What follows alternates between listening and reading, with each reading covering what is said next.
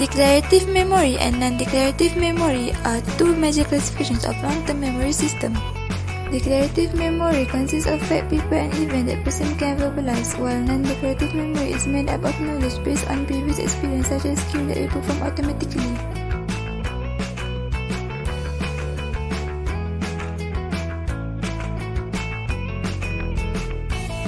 Declarative memory consists of first, semantic memory.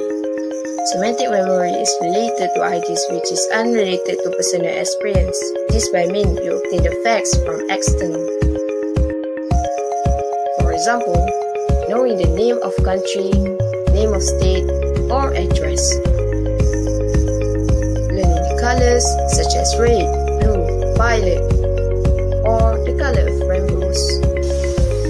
Or anything related to long-term basic knowledge such as how to use camera, smart device, or building a new file on computer.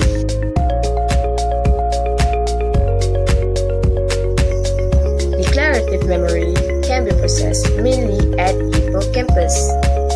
Not only that, it is associated with amygdala and neocortex, which are responsible for general knowledge, storage, and stability of memories. Do you have ever experienced of remembering important event before? Hello, my name is Sharifa Alia. The next topic of declarative part is episodic memory. Episodic memory refers to neurocognitive system that renders the conscious collection of an event as they were experienced before. This memory transports ourselves back in time and relive that past event, and also it has detailed circumstances of learning like where and when it happened. For example, on 15 December 2017, I can still remember me and my team were tasting guava juice at the sensory lab. The connection between hippocampus and prefrontal cortex is crucial for learning and remembering events of episodic memory. Lastly, amnesia is a disease in which a person fails to recollect. Episodic memory thus cannot able to recall facts or past experience. Hi, I am Naima. In this video, I'm going to explain about procedural memory, which is a part of implicit memory.